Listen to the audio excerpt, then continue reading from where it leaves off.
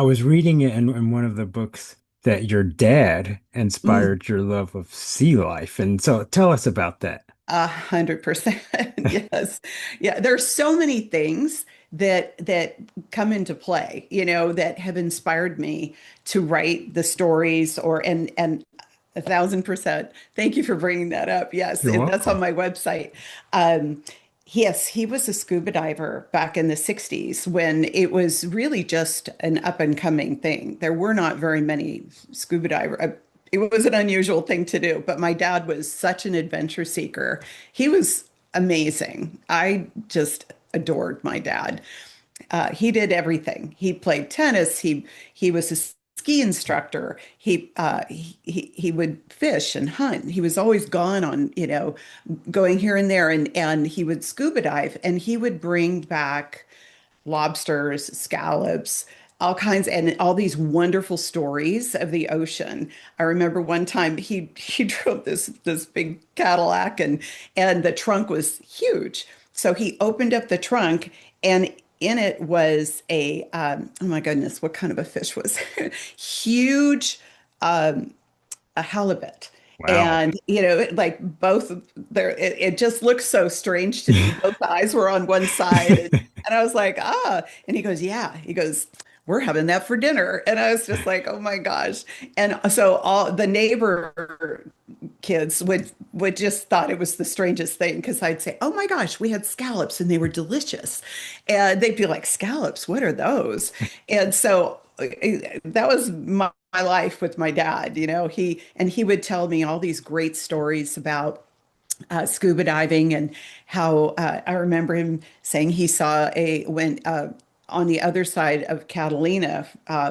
He saw this gigantic octopus, and Wow. he said it was not just big. He said it was huge. He said I was swimming by a rock, and I know I saw the rock was moving, and he was not afraid of much. And he made that comment, and I was just like, oh my goodness. And sharks and whales, how there would be so many of them overhead that it would all of a sudden it would just go dark where he was, and he couldn't see, and it was scary, and just seals and all the beautiful wildlife that we have out here in the ocean. It just amazes me. And we used to watch Jacques Cousteau. We never missed those episodes.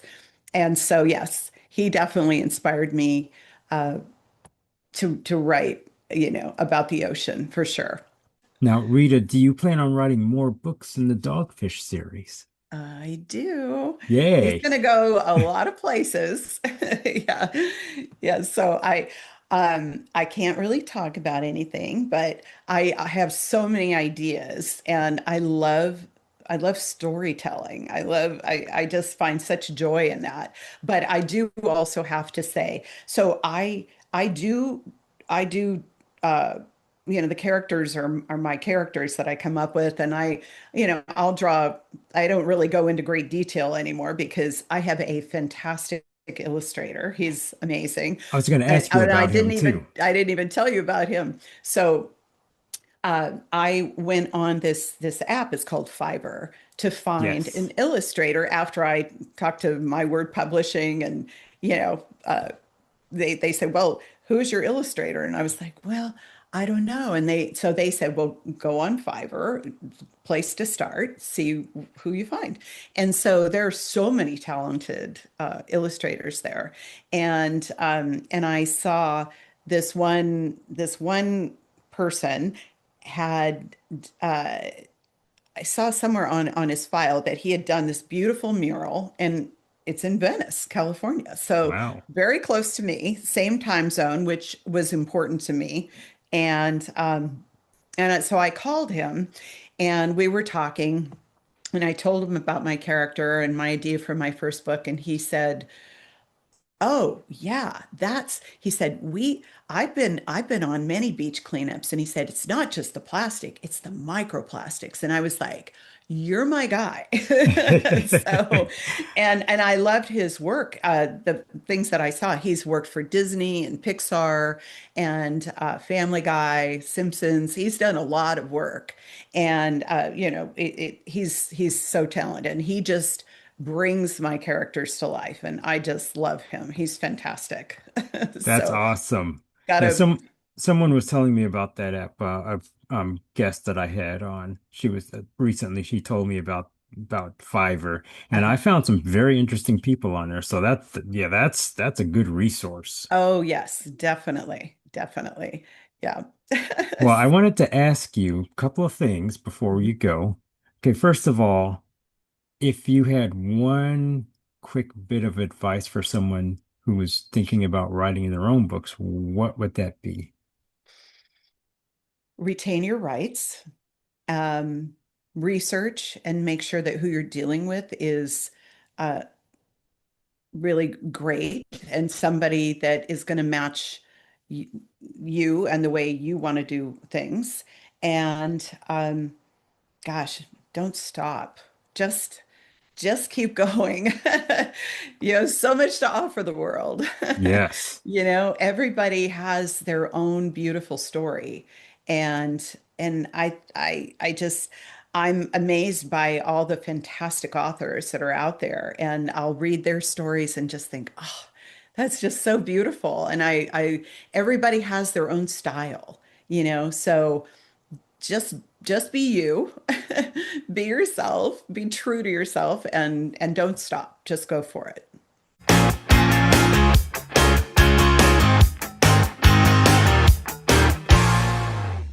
Tell me also about your eye condition, how it's affected your life, and how it affects your work in terms of your writing, if at all, and how have you adapted over the years? So I was diagnosed with retinitis pigmentosa when I was quite young, very young. And it's unusual that me and my two sisters all have the same eye condition. And when we were first diagnosed, the scientific thought process was that girls carried it and boys developed it. So had three girls in one family was very, very, very unusual. So we actually took part in the research into the condition. So there's a case study somewhere with us three in it. Um, and so because I've always had it, it's something that's always been in the background. Obviously, as I've got older, so originally when I was younger, I could pick up a book without having to have reading glasses, just read it straight off. But as I've got older, I've had to have reading glasses, and then if especially books now are such small font, I've got to have a magnifying glass as well for that. So we work on the computer. It's obviously it's larger font. It's high contrast. But what I decided, I made a conscious decision when the case of the curious client was that I wanted to sort of draw upon my own experiences being somebody who's visually impaired. So Badges Dorsey, who is the client in the case of the curious client, he has macular degeneration.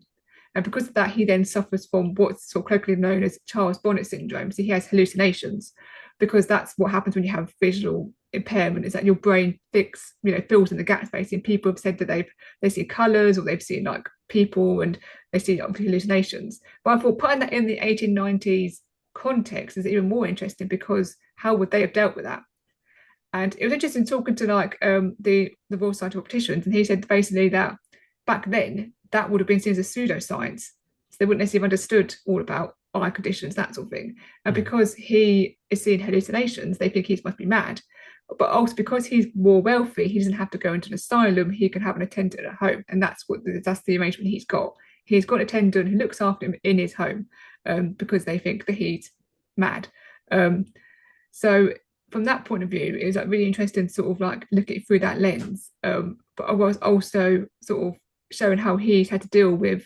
He was quite a successful lawyer, had a very successful firm, but because his eyesight started to go and he didn't want to admit that, he got a legion of clerks, which then added to his financial woes, and his brother then had to step in, and he had this attendant and everything. So that's how the mystery ends up coming about.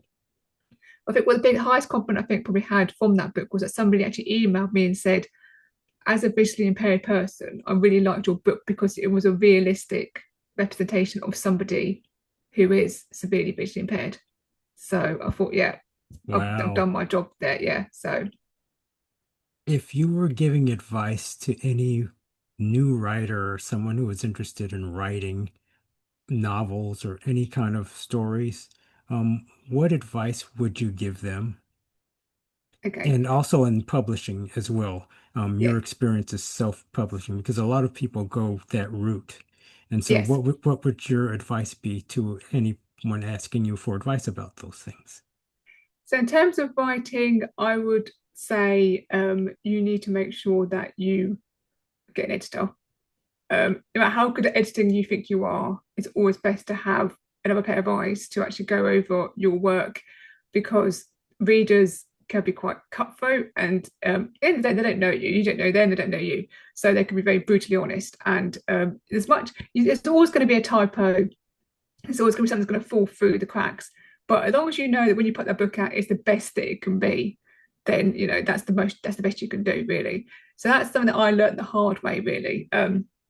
As like an indie author. In terms of publishing, what I always say to people is if you're not sure whether self-publishing is for you, whether or not you want to go down the traditional publishing route or self-publishing, I always say to people, well, explore traditional publishing first and then try to get an agent and try to do it that way. So because what I found is agents, publishers are less likely to take you on if you've already been published. They like sort of the unknown, like to be able to sort of build your brand and sort of do it. And then I think, well, even if that doesn't work out, you've still got self-publishing to fall back on. Whereas if you try to do the other way around, it's a lot harder. So that's something that I would always recommend. And also going back to writing though, I think the biggest thing as well in the actual process itself is trust your own voice and have the confidence in your own voice. Do not over edit something, because people can over edit their book to please everybody else, to please all the feedback they get, and then it loses its soul, it loses its voice. And you need to be very, very careful about tweaking it too much, basically.